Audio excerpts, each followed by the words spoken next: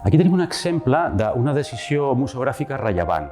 Tenim la famosa reixa de la Casa Vicens de Gaudí, que fins ara sempre havia estat exposada recolzada a la paret, perquè es considerava que aquesta part, que és la part que es veu des del carrer, era la part interessant, la part artísticament interessant. Però el Juanjo Lahuerta ens va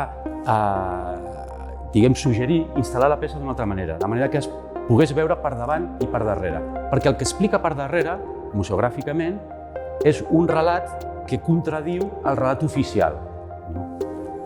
Si veiem la peça per darrere, veiem que aquesta reixa ve de la indústria.